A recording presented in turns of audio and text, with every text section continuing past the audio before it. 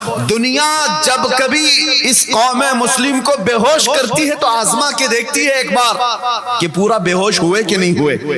اور آزمانے کا طریقہ ان کا یہ ہے کہ تمہیں چاقو چوری مار کر کے نہیں دیکھا جاتا، ایک بار رسول اللہ کی گستاخی کر کے دیکھی جاتی ہے، کسی ظالم کتے کو کھڑا کیا جاتا ہے بھونکنے کے لیے،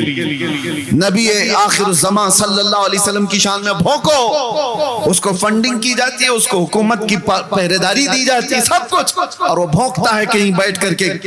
اور پھر دیکھا جاتا ہے امت محمدیہ کو کہ یہ پوری بے ہوش ہوئی کہ نہیں ہوئی، پوری بے ہوش ہو گئی یا نہیں ہوئی، یہ آزمانے کے لیے کھڑا کیا جاتا ہے ہر دور میں۔ عربوں کو انہوں نے دیکھا بے ہوش ہو گئے، یہ کہیں کچھ کرنے والے نہیں، اس لیے ان کے سروں پر آ کر بیٹھ گئے۔ لیکن فخر ہے مجھے غریب نواز کے اس ہندوستان پر، یہاں پر بھی نشہ میں سالوں سے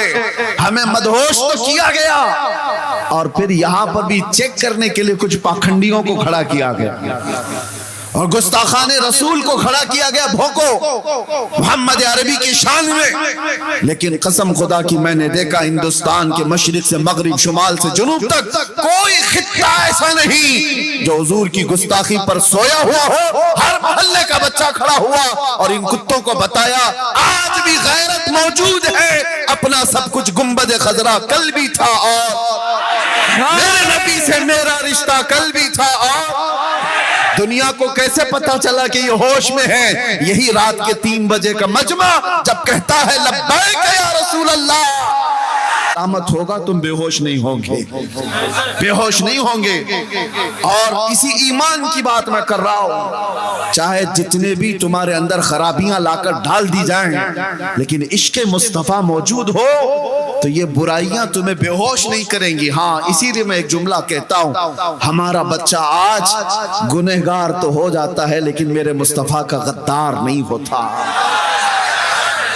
گنہگار ہونا اور ہے، غدار ہونا اور ہے۔ ناموس مصطفیٰ پر بات آئے تو یہ سب اپنے گھروں سے نکل جاتے ہیں، ناموس مصطفیٰ پر بات آئے تو پھر یہ نہیں دیکھتے کہ میرے لیے آس پاس کیا معاملات ہیں۔ یہی ایمان کی علامت ہے جو آج موجود ہے۔